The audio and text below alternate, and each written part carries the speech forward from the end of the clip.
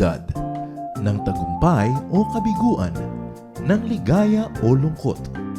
Kaya marapat lamang na tanggapin si Jesus bilang tagapagligtas at Panginoon. At matapos yun ay panariwain ang katapatan at paglapit sa Kanya bawat araw o day by day. Ang day by day ay naglalayong umalalay sa pang-araw-araw na pamumuhay. Narito po si Kuya Ed Lapis sa mensaheng pinamagatang Fear and Control.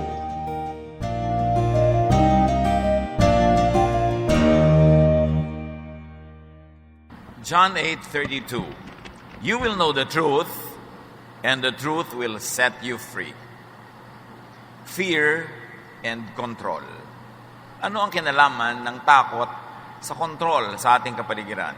Dear Lord, we thank you that you are in control. We thank you, Lord, that you take away our fears. And now we ask you to be our teacher, our preacher. Lead us unto greater knowledge of you.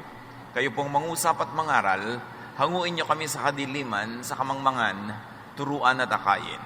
Dalangin namin ang lahat ng ito sa ngalan ng iyong anak na si Jesus. The fear of losing control is mother of many fears. Ano ang kinakatakutan natin na hindi natin makontrol? That's why people sometimes could be afraid when riding on a plane because you cannot control the plane. Somebody else is controlling it. Minsan natatakot ang mga taong ospital kasi biglang from being a free person, under the control sila ng mga doktor and other practitioners. Kung anong kakainin nila, anong iinumin nila ay dinidikta ng iba. That's why many people don't want to be in prison because they are not in control of their schedule, their personal lifestyle. Many people are afraid of being under strict authority or in an unknown situation, a new situation, because in all this, we do not have control or we have very little control. People fear losing control of their lives, of their affairs, activities, and their decisions. Kaya yung isang mayamang lalaking gustong sumunod sa Panginoon, nung sinabihan siyang, ibenta mo ang iyong kayamanan at ibigay mo sa mahihirap at sumunod ka sa akin, hindi niya nagawa. Meron siyang kinakatakutan. Natatakot siya to lose control of his wealth. Because money can control many things, he did not want to lose his money.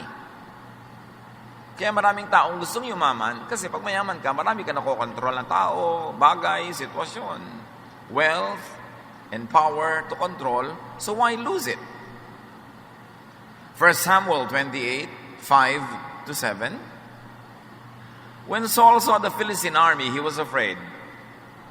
He inquired of the Lord, but the Lord did not answer him by dreams or Urim or prophets. Saul then said to his attendants, find me a woman who is a medium so I may go and inquire of her. Si Saul, dati pag may gusto siyang itanong sa Diyos, tinatanong niya through prophets and through dreams, nakakausap siya. Pero ngayon, tahimik ang Diyos, pupunta siya sa giyera, hindi niya alam kung anong gagawin. He was not in control because he did not know the situation. Kaya ang mga sundalo, ang mga army, ang mga gobyerno, they spend a lot of money on intelligence gathering, on espionage, because when they know the facts, they are in control. But Samuel was not in control because he did not know the facts. And he was very, very afraid. He even went to a wrong consultant just to know what he needed to know. Ezra 4:4-5. The peoples around them set out to discourage the people of Judah and make them afraid to go on building. They hired counselors to work against them and to frustrate their plans. So ang mga taga-Judah gustong buuin uli ang templo, yung mga paligid at pader ng templo, pero natatakot yung mga tao sa paligid na pag lumakas uli ang Judah, baka pati sila makontrol. So in-influence nila ang mga tao sa Judah na wag ituloy ang kanilang plano. The people were given misinformation and false news, therefore discouragement, which was in effect a negative control. And the result, Ezra 4:24, thus the work of the house of God in Jerusalem came to a standstill. Because of false news, hindi natuloy ang paggawa ng templo. Because control of people's minds means control of their bodies. Kaya dapat nakikinig tayo sa taong dapat pakinggan at hindi natin pinapakinggan yung hindi dapat pakinggan. Pinipili ang pinapakinggan. Oras na ang bulong, salita, diwa ng isang tao ay nakapasok sa iyong tenga, papasok sa iyong brain, at na-influence ka, susunod na yung katawan mo. Nakokontrol ng kapwa ang iyong katawan by controlling your mind, by controlling the information you get or the misinformation fed to you. Kaya nakakatakot makinig sa mga taong hindi reliable kasi baka ka mapahamak. Because they take control of you, not you controlling yourself. Matthew 2:1-3. When Jesus was born in the village of Bethlehem in Judea, Herod was king. When King Herod heard about this, he was worried, and so was everyone else in Jerusalem. King si Herod, may ipinanganak na King of Kings, si Jesus. At hindi niya alam kung ano mangyayari pag lumaki ang batang ito, ano mangyayari sa kanyang sariling trono, so natakot siya. Because to be king, you are in control. But when there is another contender to the throne, when there is another king, there's a threat. The result, Matthew 2:16, Herod gave orders for his men to kill all the boys who lived in or near Jerusalem. This is people feared losing control, so fear makes people do crazy things.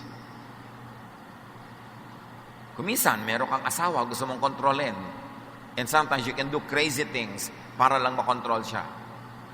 Nagagawa mo sa boyfriend, sa girlfriend, pagkontrol sa anak, pagkontrol sa mga tauhan, pagkontrol sa mga kakilala. Marami kasing tao, hindi sila aware that because they fear so many things, they like to control everybody and everything para sila matahimik. Because they think that only when they put people under control can they be safe or can they be happy. But when we fear losing control or when we like to control too much, we can do many foolish things. That's why it is important for us to understand the dynamics of fear of losing control. Because sometimes the very effort at controlling gives a lot of backlash. Na ang balik nito, ang buwelta sa buhay mo, mas nakakatakot pa kaysa sa original mong kinakatakutan. People fear what and who they cannot control. Bakit natatakot ka sa isang asong ulol? Kasi hindi mo makokontrol, baka kakagatin. Pero bakit kinukutsi-kutsi mo pa yung asong cute na may ribbon na ngingiti-ngiti sa'yo kasi alam mo, under control, hindi threatening. Bakit natatakot ka pag may tao kang kasuak sa lubong na lasing at may hawak na barel? Kasi hindi mo siya under control. Under control siya ng alcohol. Kaya napakahalaga that God should be in control. Kasi pag kung sino-sino lang ang in control, nagkakagulo-gulo ang mundo. People are afraid of nature, of darkness. Maraming tao takot sa dilim kasi hindi mo alam kung ano yung nandun. May ahas ba? May tao ba? Mayroon bang danger? People are afraid even of nature. Natatakot ka sa lindol kasi hindi mo makontrol kung hanggang kailan ang uga, hanggang ano ang pwede niyang ugain. And people feel afraid. They are very afraid of the strong, especially if the strong is wicked. Natatakot tayo sa tubig. Maraming mga takot sa tubig kasi hindi mo nakokontrol yung tubig at pwede kang lumubog. Matthew 14:29-30, Peter got down out of the boat, walked on the water, and came forward toward Jesus. But when he saw the wind, he was afraid and beginning to sink, cried out, "Lord, save me." Una, natatakot sila kay Jesus, hindi nila kilala. Sabi nila, "It's a ghost." Pero sabi ni Jesus, "It is I, do not fear." So nawala yung fear nila kasi kilala na nila, alam na nila. Dahil takot tayo sa unknown.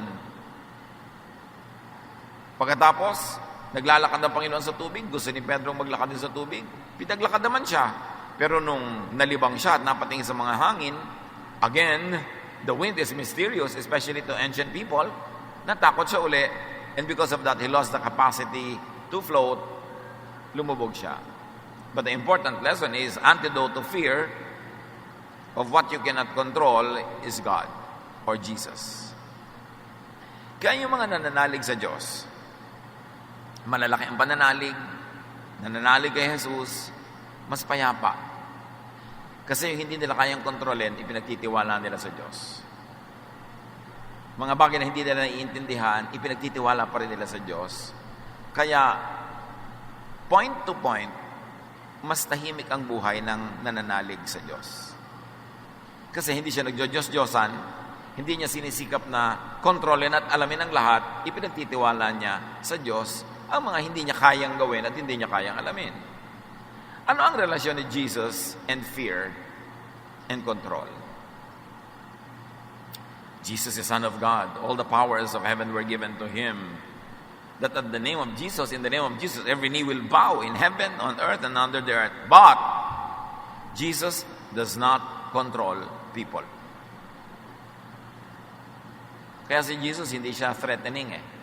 Hindi siya nakakatakot lapitan kasi hindi kanya kakagatin. Hindi siya nakakatakot sundan kasi hindi kanya aangkinin. Hindi siya nakakatakot pakinggan kasi hindi kanya kokontrolin. Pharisees do control people. Yung babae na natagpuan ng Panginoon sa tabi ng balon, sabi ni Lord, alam mo, meron akong pwede ibigay sa iyo na living water. Minsan lang kita bigyan, hindi ka na mauuhaw ulit. John 4:13-14, everyone who drinks this water will get thirsty again, meaning the water in the well. But no one who drinks the water I give will never be thirsty again. The water I give will become in that person a flowing fountain that gives eternal life. Ganun kabait si Jesus. Bibigyan niya yung babae ng living water na sasabihin niya, hindi mo na kailangang umigib uli. In fact, hindi mo na kailangang humingi ulit sa akin kasi babalong sa iyong kalooban ang tubig na ito. It will be like a spring inside of you. It will flow naturally to the point that this woman did not even have to go to Jesus again and again and again. Yun ang tunay na pag-ibig. Yung merong tao nangangailangan, imbes bigyan mo linggo-linggo, buwan-buwan, para sumunod sa iyo, bibigyan mo na ng bangka, bibigyan mo ng net, tuturuan mo mga isda, at kahit hindi na siya pumalik-uli sa iyo, mabubuhay na siya. Very liberating kind of love. Pero kung gusto mong paasahin lang sa iyo, sweldohan mo na lang linggo-linggo, buwan-buwan, hindi yan lalayo. Pero pag binigyan mo ng kabuhayan, na pwede na siyang magbuhay ng wala ka, yun ang tunay na nakakapagpalayang pagmamahal at pagtulong. At ganoon ang style ni Jesus. Jesus provides self-sustaining satisfaction and power. There was no need to always come to Him. He liberates people that comes to Him. Hindi niya ine-enslave, hindi niya itinatali sa Kanya, hindi niya kinakawawa.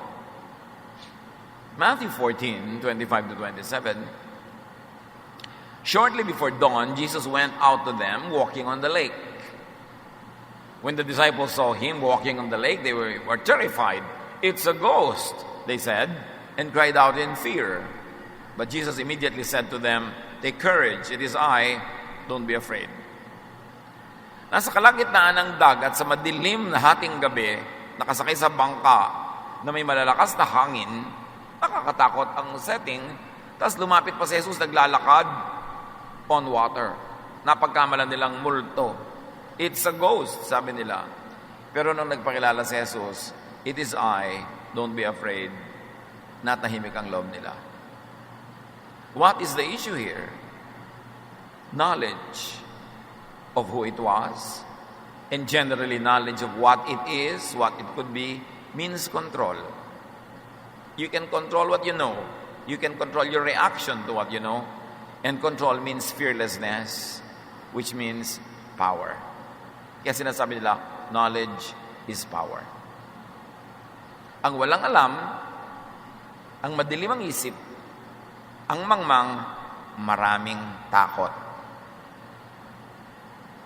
Kaya kahit na nag-aaral ka ng Bible, pero ang dami mong hindi alam ng mga blind corners, marami kang interpretation na hindi alam, maraming verses na hindi mo naiintindihan, kung minsan ang nagiging bunga pa sa'yo, puro takot takot na takot ka. Mag-end of the world, takot na takot ka sa bawat lindol, takot na takot ka sa bawat kahit ano na lang. Ang naging bunga sa'yo ng half knowledge is fear. Because the other half of a one-half knowledge is ignorance. And a one-half wisdom is a one-whole nonsense. Kaya marami, pag hindi nag-aaral lang mabuti, lalo lang nagkakaroon ng fear. Lalo lang na naliligaw. Kaya dapat talaga mag-aral na mag-aral. Now, knowing ideas, knowing people, knowing Jesus, knowing about Jesus, knowing about the power and love of Jesus, sets people free and empowers. Ang tunay na pagkakakilala kay Jesus, nakakapagpalaya, hindi nakakapagpatali. Pagka si Jesus ay parang nakilala mo sa Biblia, sa mga kwento, sa mga aral, sa mga preaching and teaching, tapos ang nagiging bunga, natatali ka, nagagapos, lumilit ang mundo mo, kumikitid ang iyong isip, lumiliit ang mga options mo sa buhay, nababawasan ang iyong kasiyahan, ang iyong fulfillment, maling pagkakilala yon. Dahil ang tunay na pagkakilala kay Jesus, ang tunay na mabuting pagbabasa ng Biblia, pag-aaral ng mga bagay na spiritual, ang nagiging bunga, nawawala ang iyong mga fear at nagkakaroon ka ng kapayapaan, kasiyahan, katahimikan. Pero bakit ang dami nag-aaral ng Biblia? Puro na lamang takot sa end of the world ang laman ng utak. Takot na lamang pag tumingin sila sa katasa, may nandun ang demonyo. Pag tumingin sila sa buhol-buhol na pansit, nandun si Satanas. Laging nakakakita ng mga takot, yung laging may mga worries, kung ano-ano, maling pagkakilala sa Diyos. Sabi ni Jesus, "It is I, do not be afraid." At dumakilala nila at nalaman nilang si Jesus yun, natahimik ang kanilang loob. Bakit pwede mo ipagkatiwala kay Jesus ang lahat? Because He died for us. Because He is the Son of God. Because He is the greatest of all power, the King of all kings. And when Jesus says, "My peace I leave with you, my peace I give to you," it means you can have peace by one, using your God-given ability to know what you can know so that you will have power to control a situation that is beneficial to you. But knowing Jesus also means trusting Him for everything else that you cannot know at the moment. You don't know, but God knows. And God loves you, and that God has a plan for you, and you can be at peace. Jesus gives people control over their lives, of their affairs, their activities, their decisions. Yung isang tao na tinirahan ng maraming demonyo ang kanyang katawan nung pinalaya ni Jesus, sabi ng tao, "Susunod na lang po't sasama ako sa inyo." Kasi ganun yun eh. Pag ikaw'y alipin, binili kita, pinalaya kita, sa kanya, hindi ka na alipin, pero alipin na kita. Lumipat ka lang ng amo. So yung taong tinirahan ng masasamang espiritu, naalipin siya ng mga demonyo, ngayon pinalaya siya ni Jesus, feeling niya, duty niya na sumunod kay Jesus. Sabi niya, "Sasama na lang po ako sa inyo. Total, pinalaya niyo ako." Mark 5:18-19. When Jesus was getting into the boat, the man begged to go with him, but Jesus would not let him. Instead, He said, "Go home to your family and tell them how much the Lord has done for you and how good He has been to you." Hindi inalipin ni Jesus, hindi niya pinasunod sa kanya. Jesus did not exploit the man's excitement and faith in Him. Because Jesus set people free from control of demons, from control of the Jewish law, from control of the teachers of the law, from control of the Pharisees. At para kay Jesus, ang pagtanggal sa iyong fear, tanggalin ang mga kumokontrol sa iyo, liban sa Espiritu ng Diyos, na kusa mo namang sinusunod at hindi nagpipilit na sundin mo siya. Pero kabaligtaran ang ginagawa ng maraming religious leaders and religions, oras na naging member ka nila, kokontrolin ka na. Yun ang ginagawa ng mga Pharisees. Yun ang ginagawa ng mga teachers of the law. They control people's lives. Kaliit-liit ang butil ng buhay ng tao everyday, under their control. Kailan magtatrabaho, kailan hindi magtatrabaho, anong kakainin, anong hindi kakainin, anong isusuot, anong hindi isusuot, kanino makikisalamuha, sinong papakasalan. Under control lahat, parang robot ang mga tao. That's why Jesus taught the people of His time to be free from the laws of Moses, from the law of Israel even, except the laws that were loving and kind and merciful. Kaya yung pagkakaalipin ng mga tao sa Sabat, na wala ka nang pwede magawa sa Sabat, pinalaya niya, at then to very, very strongly demonstrate that, ginawa niya ang mga mahahalaga niyang himala, Sabat pa, kung kailan bawal magtrabaho. Yung mga kinakain ng taong kinokontrol lahat ng mga pare, sabi niya, it's not important what gets into the mouth, what gets out of it. Pinalaya niya yung mga tao sa kanilang pagiging obligado na maging malupit sa nagkakasala dahil inuutos ang batas ni Moses, papatayin nila, babatuhin nila hanggang mamatay nagkakasala. Pero si Lord, ipinakita niya na pwedeng hindi mo batuhin. Ang totoo, the people were obligated by law to stone this adulterous woman to death. Parang may kasalanan na sila pag hindi nila binato. Pero, sabi ni Jesus, sino man ang walang kasalanan, siya na yung mambato. And that set even those people free from having to stone the woman because they know may kasalanan din sila. Therefore, they were not qualified. Ibang-iba si Jesus. Nagpapalaya. Kabaligtaran ng karamihan sa mga religious practices na nagkokontrol ng lahat-lahat. Kaya tuloy takot ka sa pastor, takot ka sa iyong Bible study leader, takot ka sa iyong choir director, kasi puro bawal at puro mga kalupitan. Pero hindi ganun.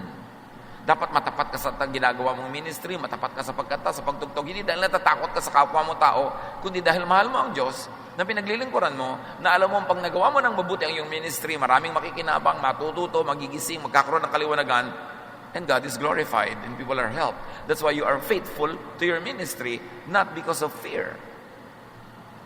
Matapat ka sa iyong asawa, hindi dahil lang takot ka mabisto, dahil mahal mo ang Diyos at dahil inutos ng Diyos na mahalin mo ang iyong kapwa, minamahal mo ang iyong asawa, ang kanyang dangal, ang kanyang reputasyon, ang kanyang emotion, ang kanyang feelings, kaya nananatili kang matapat.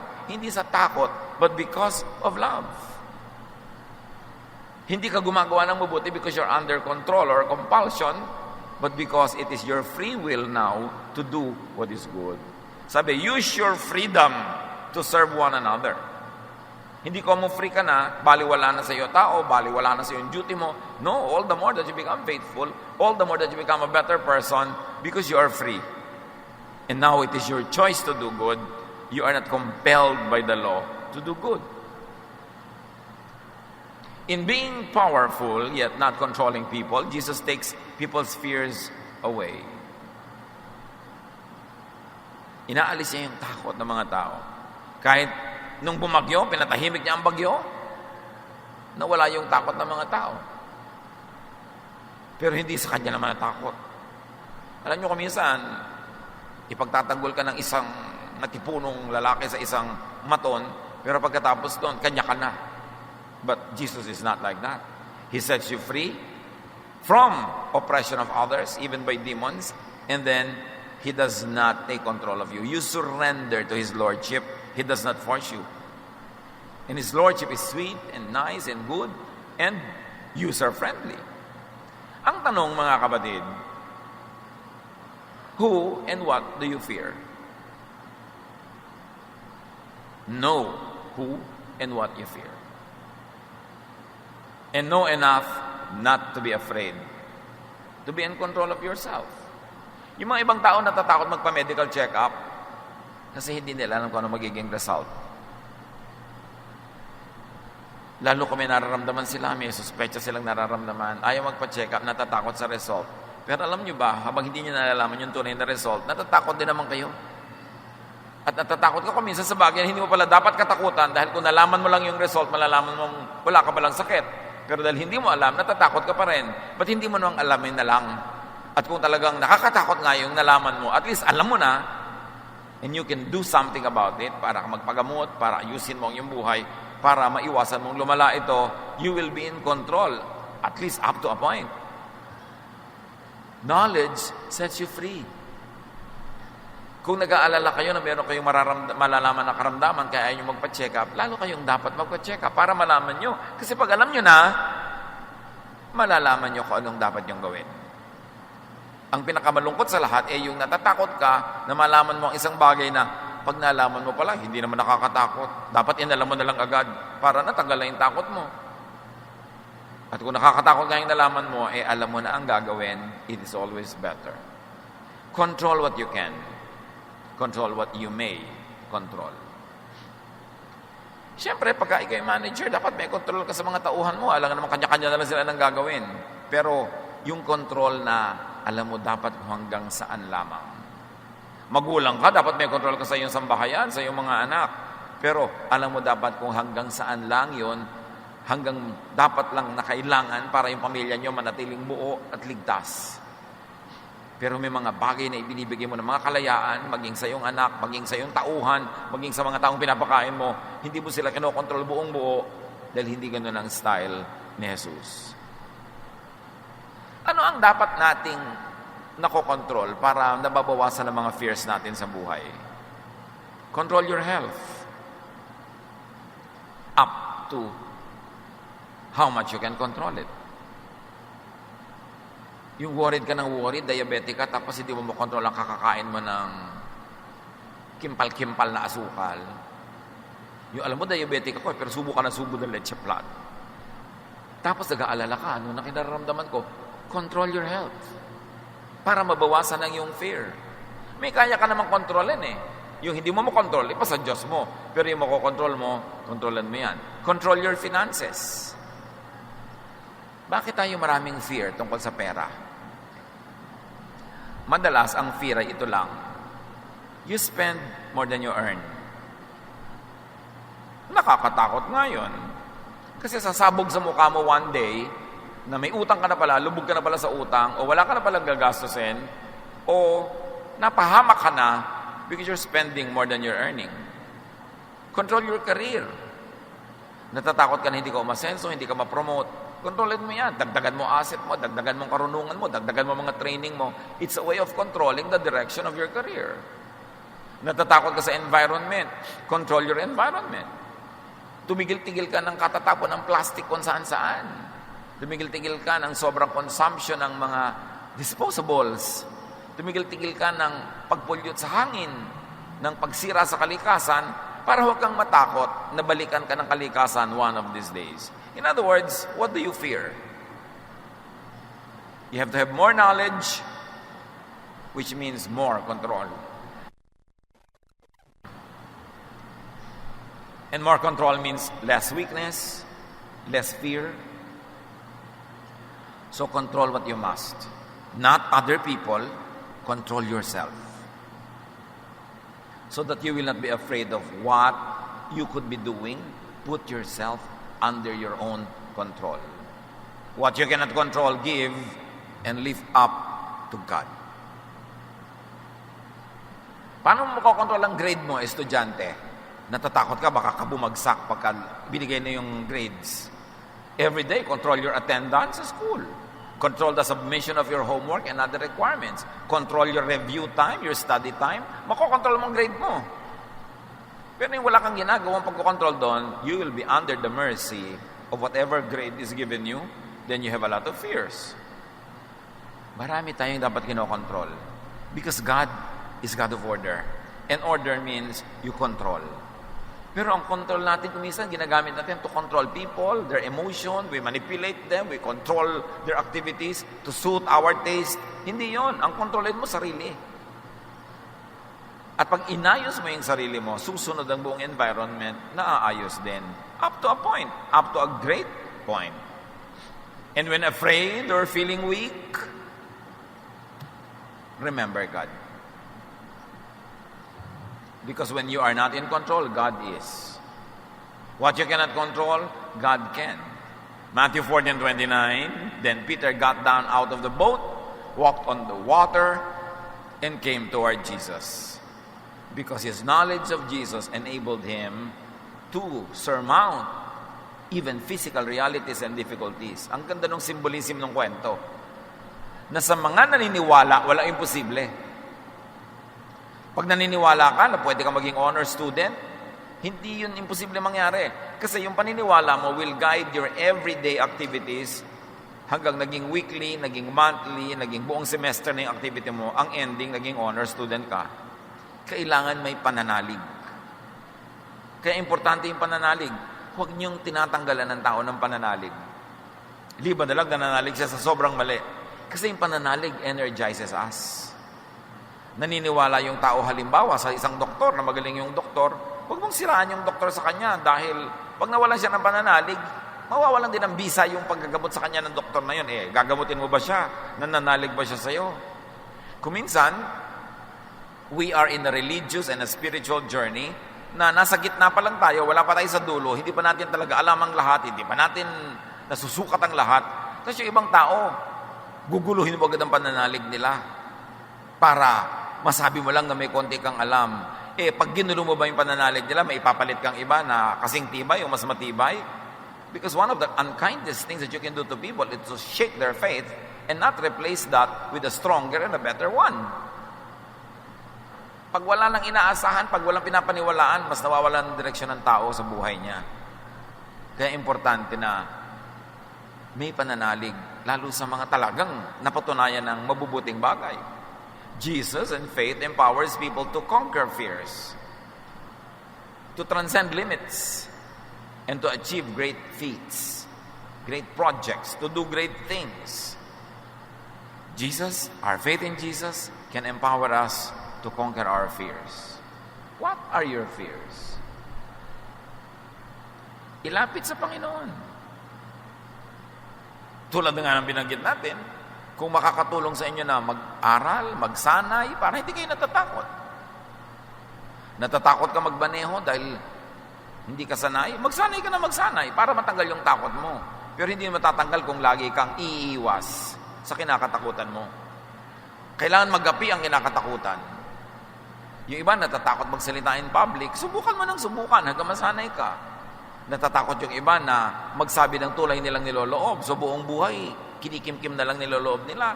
Nagiging slave sila ng iba. Kung ano ipagawa sa kanila, gagawin nila kasi hindi sila makatanggi. Kahit natatakot ka magsalita. Anong mga kinakatakutan natin? Kailangan natin yun na malampasan. Pag hindi mo kinontrol ang sarili mo, kokontrolin ka ng iba. Pag hindi mo kinontrol ang mga gagawin mo, nagpasya ka itong gagawin ko, kokontrolin ko yung environment ko para ko magawa. Pag hindi ka nanindigan, iba ang kokontrol sa'yo. Uy, saan ka pupunta? Diyan lang. Halika, sumama ka sa akin. Ayaw mo kasi. Halika na. O sige na nga. Nakontrol ka na. Kasi hindi mo kinokontrol ang sarili mo. Yung peer pressure sa mga kabataan, nagpapakontrol sila sa iba. Kasi wala silang paninindigan. Dapat kokontrolin natin ang sarili para hindi tayo kokontrolin ng iba. 1 John 4:4, you belong to God. God's Spirit is in you and is more powerful than the one that is in the world. Pag buhay na buhay, masiglang-masiglang Espiritu ng Diyos sa ating puso, wala tayong kakatakutan. Kahit forces of darkness. Because greater is He that is in you than He that is in the world. May weakness ka, meron kang talent na dapat mong i-develop, meron kang dream na gusto mong abutin. Have faith in God, do what is practical, develop yourself, and go for it. Take control of your life para hindi ka masyadong natatakot sa iba. 2 Timothy 1:7, for the Spirit God gave us does not make us timid, but gives us power, love, and self-discipline. Ang Espiritu ng Diyos kumikilos para hindi tayo gawing mahiyain o kimi o dungo. Pagka dudungo-dungo ka, kikimi-kimi ka, babatok-batokan ka ng lahat. Aakay-akayin ka, itutulak-tulak ka. Sabi, hindi ganyan ang Espiritu ng Diyos. Matapang, pero hindi gumagawa na masama. Naninindigan sa tama, hindi laging nakikisama. Kung ang pakikisama ay magiging pakikisama, minsan, gino-glorify natin yung magaling makisama. Up to a point, it is useful. Lalo nung tribal level ng ating civilization, na kailangan mo ang tulong ng kapitbahay mo para ka mabuhay. Kailangan talaga makisama ka. Pero meron tayong isang katangian na hindi natin laging naitatanghal. Ito'y paninindigan. May mga panahon na hindi ka dapat makisama. Dapat kang manindigan. At kung yun ay kukontrolin na ng iba ang buhay mo, kokontrol nila ang love life mo, kokontrol nila ang karir mo, kokontrol nila kung anong kakainin mo, paano ka mabubuhay, dapat ka nang manindigan nun. Kasi hindi ka dapat kinokontrol ng iba. Diyos ang lumikha sa iyo nga, hindi ka kinokontrol ng Diyos, binibigyan ka ng laya, bakit ka magpapakontrol kung kani-kanino? Iba naman yung parental authority, lalo't habang bata ka pa, dapat ka talagang sumunod. You don't know too much para magsarili ka agad. At kahit matanda ka na, mas matanda pa rin sa iyong magulang mo kahit tumanda ka na. So, dapat nakikinig ka pa rin. And the premise of obedience to parents is because parents love you, Sometimes they may not be perfect, they may commit mistakes, but they will not intentionally lead you astray. Minsan nagkakamali rin sila pero hindi naman nila sasadyain na ipahamak ka. Bihirang-bihira ang magulang na gano'n, baka 0.01% lang. Kaya mahalaga, alam mo, kanino ba ako nagpapakontrol? Ba't kayo magpapakontrol sa mga kaibigan nyo, sa mga kaeskwelan nyo? Bakit pakain ba nila kayo? Pero pag niyaya ka umabsent, punta ka naman. Pag niyaya ka gumawa ng mali, mayali ka, may pupukpukin tayo, papatayin natin, sasama ka naman. Kailangan marunong ka manindigan. Yan ang ituro natin sa mga kabataan. You should not be under the control of your friends. You should not be under the control of anybody except God, who does not even control you. Because you have to submit to God willingly. Importante na naiintindihan natin sa spiritualidad yon, that it is your birthright to be in control of your life led by God. In being powerful yet not controlling people, Jesus teaches and enables people to not fear Him and not scare people to control them. Dahil hindi tayo kinokontrol ni Jesus, hindi din dapat tayo controlling sa ibang tao. Kahit ikaw ay religious leader, spiritual leader, you should not be controlling. Kahit sa counseling should not be directive. Yung may problema yung tao, didiktahan mo na, alam mo, itong gawin mo, itong gawin mo, itong gawin mo. Tapos pag magpapapayo uli next week, ayaw na kitang payuhan. Bakit po? Hindi mo naman ako sinusunod. Hindi ka doon ang payo. Pag nagpapayo ka sa tao, parang magulo yung buhok niya, sinusuklay mo lang para maintindihan niya kung alin ang mahaba, alin ang maiksi. Para maayos niya yung buhok niya. Tinutulungan mo siyang suklayin. Pero bahala siya kung gusto niya itirintas, ipusod, ibuhol. Siya ang bahala, buhok niya yun eh. Pag nagbibigay tayo ng payo, sasabihin lang natin, alam mo, sa tingin ko, kasi hindi ako masyadong involved sa problem, sabi, siguro mas objective ako kaysa sa'yo. Pag ginawa mo ito sa boyfriend mo, number 1, ito ang magiging bunga. Number 2, itong ginawa mo, ito magiging bunga. Number 3, itong ginawa mo, ito magiging bunga. So, pumili ka kung alin ang gusto mong gawin. Counselor, hindi mo sinasabing, gawin mo yung to. Kung hindi mo gagawin, huwag ka na babalik sa akin. Dictation yon. Hindi yon counsel. Marami pa namang tao pag nagiging relihiyoso, ang nagiging tendency to control others. Yung, oy, ba't ganyan ang suot mo? Hindi yan sinusuot ng Christian. Anong pake mo? Sinusuot ng kapwa. Diba? Lalo't hindi naman inagaw sa sampayan mo yung suot niya. Pwede kang mag-suggest kung nagtatanong, uy, bakit ba ako hinahabol ng mga lasing pag ganito ang naglalakad ako? Eh kasi naman, ang damit walang tansan. Siyempre, habulin ka ng mga lasing sister. Bakit di mo subukang takpan-takpan ng konti ng salompas ang iyong mga anatomy para medyo conservative ka naman? Bakit band-aid lang ang takip? So, bibigyan mo ng choices pero hindi ka nagdidikta dahil Christian ka, dahil Bible study leader ka, dahil sister ka in the Lord. Pinapakialam mo na yung buhay ng may buhay. Jesus sets free. Why are you controlling people? Bibigyan mo lang sila ng kaliwanagan. Ito ang sabi ni Jesus, ito mga option, ito mga pwede natin gawin. But the obedience is up to them. Kahit mga preachers and teachers, you preach, you teach in the best of your knowledge. And you explain in the best of your understanding what the Word of God means. Pero hindi mo pinupulis ang mga tao kung sinusunod nila o hindi. It is their choice. Hindi yung pumunta ka sa bahay ni sister ganon, tingnan mo talaga kung nandun yung boyfriend niya.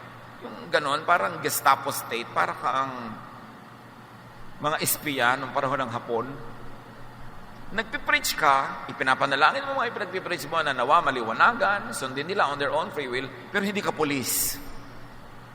At kung sakaling hindi nila sinunod o hindi nila nasunod, hindi ka judge. Teacher ka, counselor ka, nasa tao ang degree ng pagsunod, paano susundin, kailan susundin, free will niya yon. Kailangan lang galingan mo yung turo. Win them over with love para for everything else that they don't want to really understand or obey, because of your love, it becomes easier for them to be obedient to a way that's probably not totally known to them yet, but could be known to them more and more as they obey more and more. But you should encourage obedience, not by scaring people, but by loving them. Yung bang sumusunod ka kahit hindi ka agree kasi alam mo mahal ka eh, na hindi ka naman ipapahamak nito. So, bibigyan mo ng pagkakataong mapatunayan niyang tama yung kanyang ipinapayo. Nalilito ang church kung siya ay light, teacher, guide, counselor, o kung siya ay police o hukom. Kaya ang linaw-linaw ng turo ni Lord, do not judge others. Just love people. Give them the privilege to obey from their own free will and volition. Because it is much more joyful to do something when it comes from within your heart. But teach them, guide them, pray for them so that their heart finds it compelling and finds it reasonable to obey the Word of God. Pero hindi ka nagpupulis ng kapwa. Kaya nagkakagulo ang mga Kristiyano, nagchichismisa, nagsusumbungan, nag-aaway-away. Kasi nagpupulis sila, hindi naman sila inutusan ng Diyos na maging pulis. Love people, laging ganon. Gusto mong baguhin ang isang tao para siya magbago para sa ikabubuti niya, mahalin mo. Alam niyo, yung pagmamahal talaga is more powerful than anything. Kaya marami sa atin, ang tagal-tagal lang nasa church, hindi pa talaga nararanasan ang tunay na Jesus. Kasi ang ginagawa natin nga, we judge, we police, we force ourselves onto people's lives. O yan, tagal-tagal lang kitang Bible study, naninigarilyo ka pa rin. Pinapagalitan mo talaga. Bible study, turuan mo ng turuan, at kung kailan siya magkakaroon ng conviction, siya ang magpapasya nun. Hindi mo kinukonsinte, hindi mo in-encourage, pero hindi mo dyan na-judge, at hindi mo pinopolis. Yun ang style ni Jesus. Jesus sets people free from satanic control through outright deliverance. May mga pinalayas talaga siya mga demonyo, at meron naman sa pamamagitan ng love. Kaya naman pala problematic tong tao na to, kaya nagsasalita na ang dami-daming boses. Kaya pala nagkakaroon ng split personality ito. Hindi naman pala demonyo, depressed lang. Lonely, sad, alone, afraid. 1 John 4:18, there is no fear in love, but perfect love drives out fear. Because fear has to do with punishment. The one who fears is not made perfect in love. So dapat gumagawa ka ng mabuti, hindi dahil takot ka sa parusa, kundi dahil mahal mo ang Diyos, alam mong mahal ka ng Diyos. Gumagawa ka ng mabuti sa kapatiran kasi alam mong mahal ka nila, mahal mo sila, hindi dahil takot kang madisiplina. When people do not suffer from being controlled, when people do not suffer from wanting to control others, they become free. They find rest and peace. Pag kinokontrol ka ng iba, hindi ka free. Tama. Pero pag nangko-control ka rin ng iba, hindi ka rin free.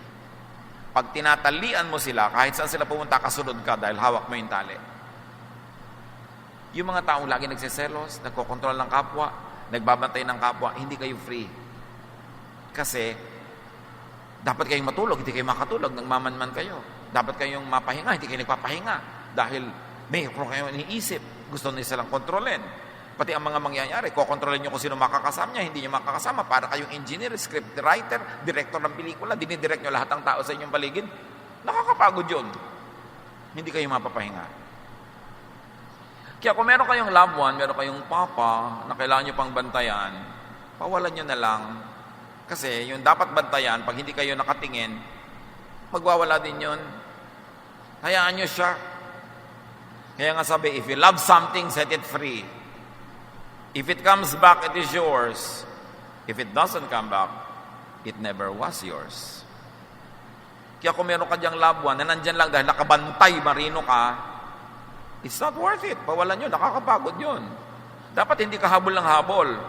Dapat, kusa siyang pumupunta sa'yo. Mapapahinga ka.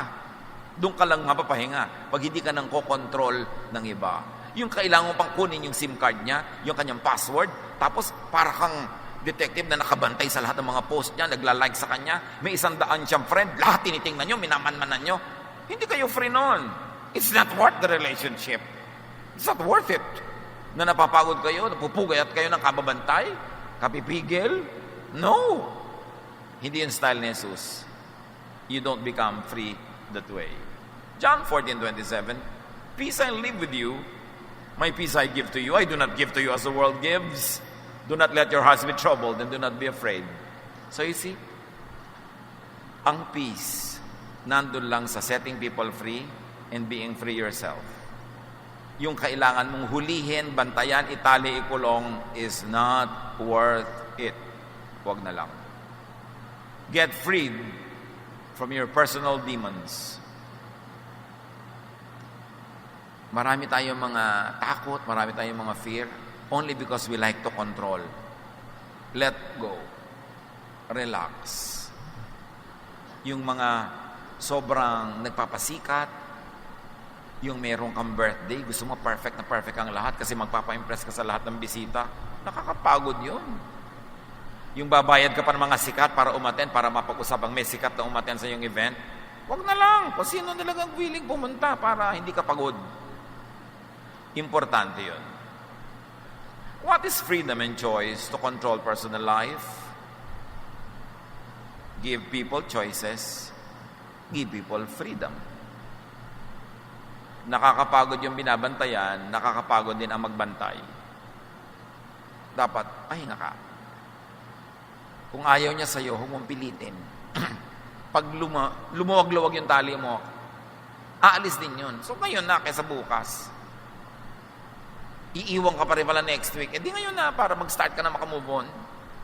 Huwag mo siyang pigilin. Matthew 6:24, you cannot be the slave of two masters. So kung nasa Diyos ka, dapat free ka from satanic control. Dapat hindi ka nagpapadeceive that you get into the business of controlling others and being controlled by others. John 8:11, Jesus told her, this is the woman caught in adultery, who was accused by everybody. I am not going to accuse you either. You may go now, but don't sin anymore. You see si Lord? Kaya siya nakakapahinga, nakakatulog kahit may bagyo eh. Kasi hindi niya minamanmanan ang lahat ng tao. Sabi niya, hindi ka ba nila in-accuse? Nawalan sila ng lakas ng loob. Ako rin, hindi kita i-accuse. Then pareho tayong relax. Umuwi ka na. Huwag ka na magkasala. Ayusin mo yung buhay mo. Hindi niya sinabing, bukas, check-in kita ha. Kasi mahirap yun sa kanya at mahirap din doon sa tao. Judgment means control. Pag ikay niya na-judge, ng sino man, under control ka. Kaya kung sasali ka ng beauty contest, ang judges, hahanapin 36, 24, 36. Slave ka nila. Hindi ka makakain na gusto mong kainin. Hindi mo gagawin mo kasi kailangan sundin mo yung standard nila. Because judgment means control. Pagka yung mga taong kasama mo, ginadjudge ka sa suot mo, sa kinakain mo, nakokontrol ka nila para huwag ka nilang pagalitan, huwag ka nilang pagchismisan. Nagpapakontrol ka kahit ayaw mo. Kaya ayaw ni Lord ng judgment. Kasi gusto ni Lord ang mga tao may laya. Forgiveness is freedom. Kaya si Lord forgives. Di ba pag merong may utang sa'yo, habang hindi mo pa pinapatawad kasi hindi makabayad, hindi ka matingnan, hindi ka masalubong, hiyang-hiya, parang bulate pagkakaharap ka o nagbubulag, hindi ka nakikita kasi may utang na hindi pa bayad. Gusto mong makalaya siya, sabi mo, oy, kalimutan mo na yung utang mo. Huwag kang mag-inerte dyan. Sige na, kalimutan mo na. Bigla siyang lalaya. Kaya si Jesus, nagpapatawad kasi gusto tayong palayain. Habang ang isang tao hindi mo pa pinapatawad, tinatali mo pa siya. Yung may nagawa sa iyong mali, pero pag nagpapatawa, hindi ka tumatawa. Hindi mo pa pinapatawad, hawak mo pa siya. Pero alam mo ba na hawak ka rin niya? Tinatalian mo siya, nandun siya sa kabilang dulo ng tali. Sino ang nasa kabilang dulo? Di ikaw. Pareho kayong nakatali. Sino mang tao na hindi mo pinapatawad, tinatali mo, pero nakatali ka rin sa kanya. Pareho kayong lalaya pag pinatawad mo na. Magpatawad ka dahil banal ka, pero kung hindi ka banal, magpatawad ka dahil matalino ka. Kasi habang hindi mo pinapatawad, pareho kayo nakatali. Patawarin na. And that is the way of Jesus. Pag in-analyze mo yung psychology ni Jesus, ang galing. Yung psychiatry, pag in-analyze mo mga ginagawa niya through the laws of physics, the laws of chemistry, sociology, anthropology, puro tama. Kaya sundin. At kung hindi masyado naiintindihan, dahil sa mga napatunayan na ni Jesus, sundin na natin siya para sa mga bagay na hindi pa natin naiintindihan tungkol sa Kanya. Kasi sapat-sapat na yung patunay niya na mahal niya tayo at tama siya. Galatians 5:13, you, my brothers and sisters, were called to be free. You, kapatid, have to be free in life. Maraming mga babae magsasabi sa akin dito sa Facebook, gusto ko pong gawin ang magagawa kung gusto kong gawin sa buhay, pero hindi ko magawa dahil umaasa lang po ako sa husband ko, sa income niya ay napakaliit. Hindi maghanap buhay ka. Marami namang paraan para kumita kahit may anak ka, kahit meron kang ginagawa. You have to be free. And freedom means also financial freedom. Natural, kung umaasa ka lang lagi, kay asawa mo yan, kay anak mo, magulang mo, umaasa ka, hindi ka talaga free. Hindi mo mabili yung gusto mong bilhin kasi pagka kumukuha ka ng gano'n sa supermarket, nakatingin na sa'yo. Kailangan mo ba yan? Siya kasi magbabayad. Hindi naman. Babalik mo na. Siyempre, kung may pambayad ka, hindi ko to kailangan, pero gusto ko rin bilhin. Hindi meron kang kalayaan. Kaya financial freedom is important. Empower yourself to be fearless. Empower yourself to fear less. And the rule is very simple. Mas umaasa ka sa isang tao, mas nakatali ka. Masarap yung hindi ka humihiwalay sa asawa mo, hindi ka lumalayo, hindi dahil umaasa ka lang sa sweldo niya, dahil mas may pera ka pa nga, pero umaasa, dahil mahal mo siya, kaya ka nag-stay. Hindi na-oobliga ka lang. Ang daming, naku tito, sasabihin nila sa akin sa Facebook, kung may pera lang ako, iniiwan ko na to. Gusto mong umutang, makalaya ka na lang, dahil hirap na hirap ka na pala, binubusan ka ng kumukulong tubig, sinasaksa ka ng ice pick, pinaglalakad ka sa apoy, dapat talagang lumaya ka. Yung, hindi magawa kasi walang kakayanang mabuhay. Kaya ang tinuturo, Lady of Proverbs 31, di ba? Ang galing maghanap buhay, ang galing magnegosyo, nagbibigay sa charity. Pero mahal siya ng asawa niya, mahal siya ng mga anak niya, masaya sila. Pero nandun siya, hindi dahil wala na siyang choice. Nandun siya kasi choice niya. And you've got to have freedom to have the choice. Empower yourself. Children of God should not over-depend on others, even emotionally, financially, materially. We should produce more than we need so we can give what is in excess to others who are less capable to support themselves. Luke 4:18, the Lord's Spirit has come to me because He has chosen me to tell the good news to the poor. The Lord has sent me to announce freedom to prisoners, to give sight to the blind, to free everyone who suffers. That is the work of the Spirit of God. That is the work of the Son of God to set people free. Kaya si Mary na kinokontrol ng kapatid niya si Martha, sabi ni Martha, yung kapatid ko si Mary, bakit nakikitumpok sa inyo dyan sa usapan? Ipadala nyo sa kusina where women belong. Sabi ni Jesus, well, Mary has chosen the better thing. It will not be taken away from her. Pinalaya niya mula doon sa atin na gusto siya laging isubsob sa kawali. Gusto niya mag-aral. Yung mga babae na pinalaya ng Panginoon, sinusundan siya hanggang Jerusalem. Pinalaya niya mula sa household duties para magawa rin nila yung tawag sa kanila ng Diyos, yung calling sa kanila ng Diyos. Yung mga tinitira ng demonyo na nakatira sa kuweba, pinuntahan niya, pinalaya niya, nakauwi sa sariling bahay. Yung babaeng Samaritana na umiigib sa tanghaling tapat sa pag-iwas sa mga chismosa sa bahayan niya, kasi paghapon, nandun na lahat ng chismosa sa balon, pupunta siya tanghaling tapat para walang tao. Pero nung pinalaya ni Jesus, binigyan ni Jesus ng self-worth, ng realization, siya pa ang pumunta sa mga kapitbahay. Sabi niya, alam niyo, may namit ako, ang galing ito na yata yung Messiah, halika kayo, pakinggan niyo. Si Jesus nagpapalaya, hindi nagkukulong. Sadly, many religious teachings nagkukulong imbes magpalaya. Baligtad. To oppress people who are impaired by sensory laws, Jesus gives the power to be free, to live life to the fullest. Minsan ka lang mabuhay sa mundong ito. No matter how much you believe in eternity and how long eternity will be, minsan ka lang dito. Huwag mong sayangin. Lasapin ang dapat lasapin, kainin ang dapat kainin, gawin ang dapat gawin, alamin ang dapat alamin, and when you die, meet your Creator. But while you're still here, don't waste your time. Don't waste your life in slavery. You have to be free. Ano man ang kahulugan sa inyo ng freedom na yon, kayo ang mag-isip. Ano man ang tumatali, pumipigil sa inyo na maging kung ano talaga ang tawag sa inyo ng Diyos, kayo yung maging kayo, ano man yon, you have to be free. Hindi kayo nilikha ng Diyos para maging alipin o ari-arian ng sino man o ano man. This freedom, this is self-control, and this is the good news of the gospel. Ano ba ang number one na tumatali sa mga Israelita? The laws of Moses, the laws of Judaism, the laws of Israel. Doon pinalaya. Sabi niya, hay, kalimutan niyo lahat ng command. Isang command na lang ibibigay ko sa inyo. Ito yung tanim niya sa utak niyo. Love.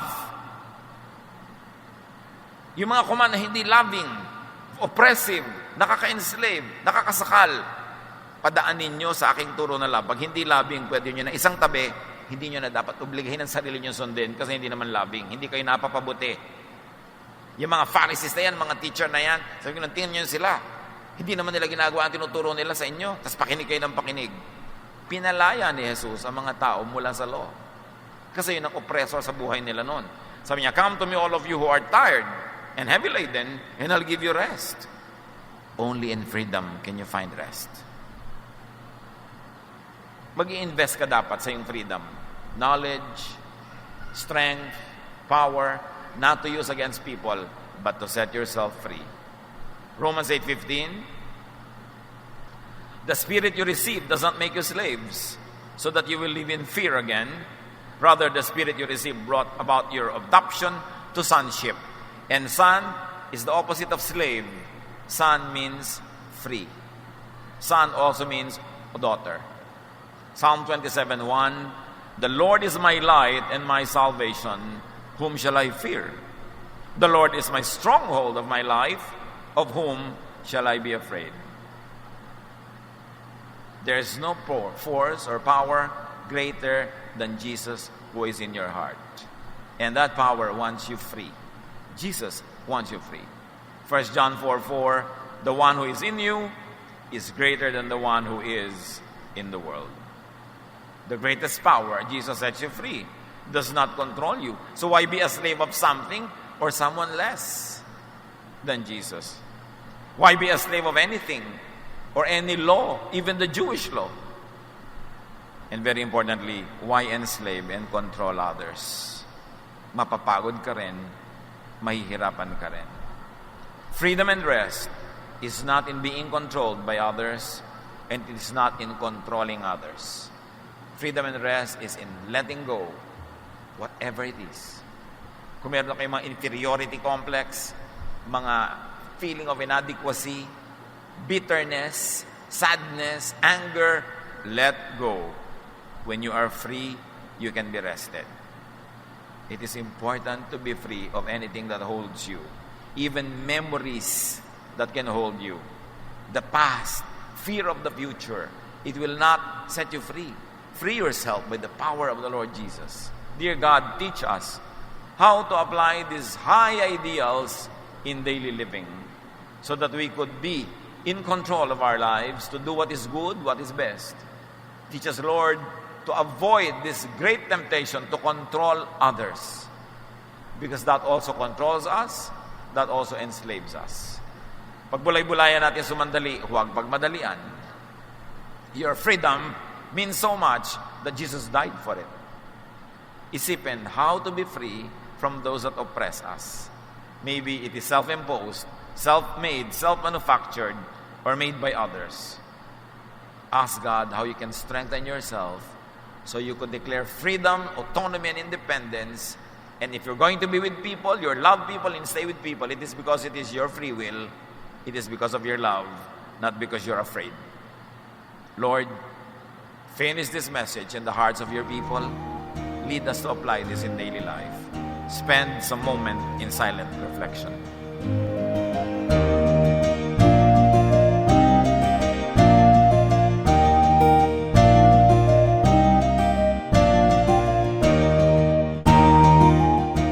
Ang katatapos pong mensahe ni Kuya Ed Lapis ay pinamagatang Fear and control.